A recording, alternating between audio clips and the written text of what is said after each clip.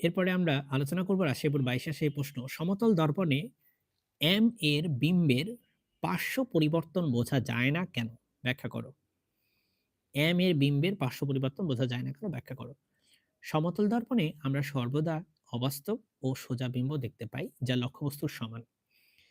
চিত্রে এম হচ্ছে একটি বস্তু যেখান থেকে ৩ টি রশ্মি এ বি আয়নায় যেখান থেকে ৩ টি রশ্মি এ বি আয়নায় প্রতিফলিত হয়েছে।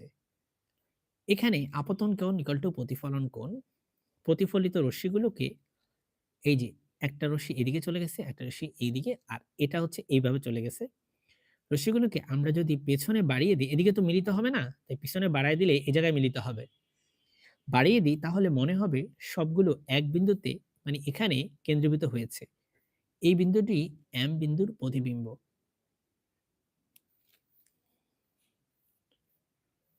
এরপরে যশোর বোর্ড ২৩ এবং কুমিল্লা বোর্ড ২১ আসে এই প্রশ্নটি। দর্পণে লম্বভাবে আপতিত রশ্মি একই পথে ফিরে আসে কেন? ব্যাখ্যা করো। সমতল দর্পণে কোনো আলোকরশ্মি লম্বভাবে আপতিত হলে আপতন বিন্দুতে প্রতিফলনের উপর অঙ্কিত অভিলম্ব একই সরলরেখায় থাকে। এক্ষেত্রে আপতন কোণ শূন্য। একই সাথে প্রতিফলন কোণও শূন্য হয় আলোকরশ্মি অবিলম্ব বরাবর, অর্থাৎ আপতিত রশ্মির দিকে ফিরে আসে। তার মানে ব্যাপারটা যদি এমন হয় যে আমার আলোকরশ্মিটা অবিলম্ব বরাবর গেল, তাহলে ঠিক অবিলম্ব বরাবরই ফিরে আসবে। কারণ আপতন কোণ যদি শূন্য হয়, আপতন কোণ সবসময় অবিলম্বের সাথে যে কোণটা তৈরি করে আমাদের আপতিত রশ্মি, সেটা হচ্ছে আপতন কোণ। যেহেতু অবিলম্ব এটা, আপতিত রশ্মিও এটা, সো আপতন কোণ হচ্ছে শূন্য। তাহলে প্রতিফলন কোণও শূন্য হতে হবে। কারণ আপতন কোণ ইকুয়াল টু প্রতিফলন কোণ। তাই যেহেতু প্রতিফলন কোণ শূন্য হতে হবে, তাই প্রতিফলিত রশ্মিকেও অবিলম্ব বরাবরই উপরের দিকে যেতে হবে। স্পর্শ না করে কিভাবে দর্পণ শনাক্ত করা যায়? কুমিল্লা বোর্ড ২০।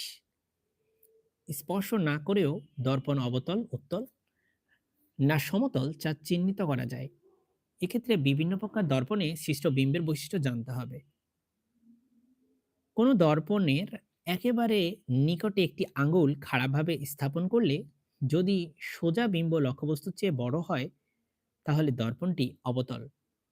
আবার দর্পণের একেবারে নিকটে একটি আঙ্গুল স্থাপন করলে, এভাবে আঙ্গুল স্থাপন করলে যদি বিম্ব ছোট হয়, তাহলে দর্পণটি উত্তল। সোজা কথা হচ্ছে বিম্ব যদি ছোট হয়, আঙ্গুল যদি তোমার দেখতে ছোট লাগে, তাহলে দর্পণটা হচ্ছে উত্তল। বিম্ব লক্ষ্যবস্তুর সামনে সমান হলে দর্পণটি সমতল। আর বিম্ব যদি লক্ষ্যবস্তুর সমান হয়, তাহলে দর্পণটা হচ্ছে সমতল দর্পণ, যেটা আমরা বাসাবাড়িতে ইউজ করে থাকি। সেখানে কিন্তু আমাদের আ লক্ষ্যবস্তু মানে আমরা এবং বিম্ব কিন্তু একই সাইজ লাগে। গোলীয় দর্পণের প্রধান অক্ষ একটি হয় কেন? ব্যাখ্যা করো। ঢাকা বোর্ড ২৩। গোলীয় দর্পণের বক্রতার কেন্দ্র এবং মেরুর মধ্য দিয়ে গমনকারী সরলরেখাকে প্রধান অক্ষ বলে। ধরো এটা একটা গোলীয় দর্পণ, এটা ধরো তার মেরু, আর এটা হচ্ছে তার বক্রতার কেন্দ্র। এই ২ টাকে যোগ করলে যেই সরলরেখা পেলাম আমি, এটাকেই আমরা বলব প্রধান অক্ষ।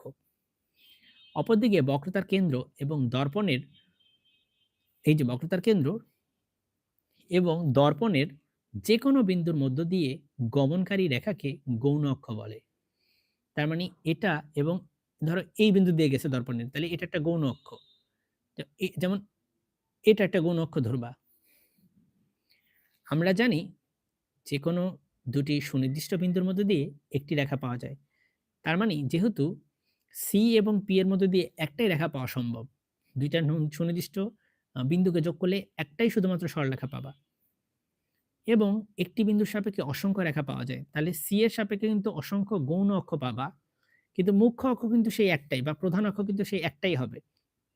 এজন্য যেহেতু বক্রতার কেন্দ্র ও মেরুর সাপেক্ষে একটাই রেখা পাওয়া যায়, তাই গোলীয় দর্পণে প্রধান অক্ষ একটি, কিন্তু গৌণ অক্ষ অসংখ্য। এই যে এরকম একটা অক্ষ হইতে পারে। সি দিয়ে ধরো এই যে এভাবে একটা অক্ষ হইতে পারে। আবার সি দিয়ে ধরো কিভাবে দেখাবো? ধরো যে এইরকম একটা অক্ষ হইতে পারে। ধরো যদি দর্পণটা একটু বড় হইতো আরকি। হ্যাঁ? তো অসংখ্য গৌণ অক্ষ সম্ভব, কিন্তু মুখ্য অক্ষ কিন্তু একটাই সম্ভব, এর বেশি সম্ভব না। এরপরে আমরা আলোচনা করব, এখানে আসে একটা প্রশ্ন, সিলেট